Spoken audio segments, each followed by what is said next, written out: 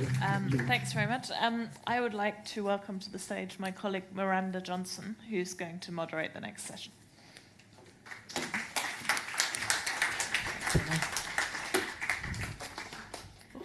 Hello. I'm hoping that we're going to pan out a little bit, perhaps possibly towards the Asia Pacific, to do that and to discuss politics with the sort of next generation and politics and young people. I'd like to welcome to the stage Kun Thanathorn, who is the leader of the Future Forward Party in Thailand. And I'd also like to ask Tim Wilson from Australia's House of Representatives to join me. Thank you. Central. Wherever you like. Thanks, Tim. Thank you. That's fantastic. I think I'll perhaps start with you, Thanathorn, if I may, because I mean your party and your movement. It's also been a kind of breakneck 18 months. I'm not sure if people in the room are aware, but in March 2018, Future Forward sort of first emerged, and then about a year later, in elections in Thailand, it actually became the third largest party. So there was a sort of huge surge in knowledge and awareness and support. And so, in a sense, you're also a political disruptor. Just one perhaps more inside the system. Mm-hmm. I wondered if you could tell us perhaps what you learnt along the way. I mean, why you decided to get involved in the messy game of politics, and whether you still have the kind of optimism that Future Forward can get the things done that it was set up to do. You see, over the past 5 years, since the military junta seized the power in 2014, they have cracked down on political oppositions. They have taken control of the large swaths of the media. They suppressed the free speech and human rights. They brutally repressed the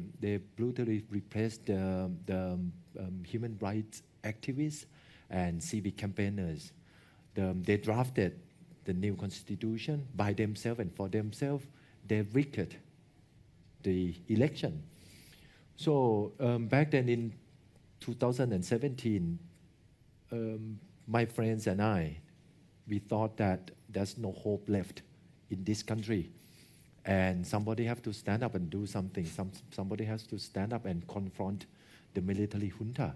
So I decided that if there's no political parties out there, existing political parties out there ready to do this, ready to confront them, ready to challenge them, we have to stand up and do it ourselves. Mm-hmm. So that's why we started this political party. So it's been, the journey has been 18 months long. So it's still very young. We are still imperfect as a political party. There's a lot of things we have to learn. But one thing that is clear, that this party is not about just about public policies, but I think it's a political project of the people of our generation.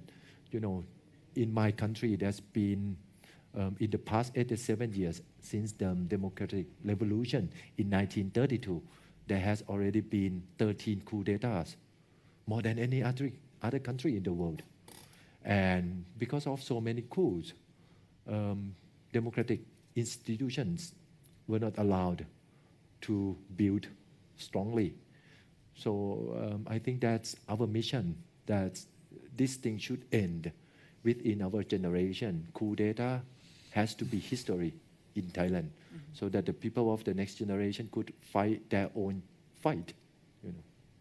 And it's one thing to be an opposition movement. Mm-hmm.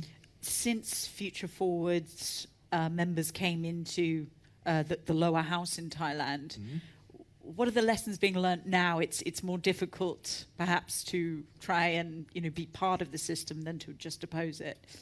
I think it's clear that in order to change, in order to bring down the junta, the regime, you need both movements outside the parliament as well as a voice inside the parliament. So I think this has to go together. There's no other way you can, build the momentum without the force outside and the force inside. Thanathorn, do you think that sort of the moment that Tim refers to, the sort of moment for change, the moment has come in Thailand, perhaps for the next generation that wants to move beyond the old divisions in the country between red and yellow? Well, I think red and yellow shirt movement that happens over the past decade is a manufactured crisis. I mean, if you look at the political crisis in Thailand, the junta, they divide us, they polarize us, they want to divide and conquer the people. So it's very important that there is a conflict between the people, so that they could paint the picture in a way that democracy is the problem, dictatorship the solution. I think that's what they want to paint. That's what they want people to see.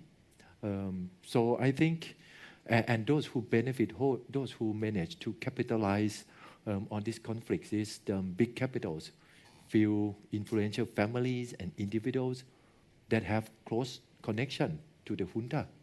These are the people who benefit from this. In 2018, the Credit Suisse, a bank, released a report on the gap between the rich and the poor. And Thailand has become the worst in the world. The richest 1% controls about 67% of the country's wealth. 67% of the country's wealth, the worst in the world. And it has gone worse since 2016. The same report released third behind Russia and India. And by 2018, we were the worst. So I think there's a close link between inequality and the ruling of the junta. So what we are trying to do is that, look, the division between the people, the yellow and the red shirt, this division is wrong. The real division is a horizontal division. The people as a whole against the junta. So that's the new picture we're trying to paint. And I wanted to ask just one question before I open it up to the floor. But both of you are, elected representatives. I appreciate, Thanathorn, you've barely been able to actually, go into Parliament, given the legal cases stacking up against you and your party. But you both saw the poll we had at the beginning that said that the vast majority of respondents thought that democracy was in decline. Thanathorn, perhaps start with you. Does that depress you, given how hard you're fighting in your country to try and restore more democratic norms?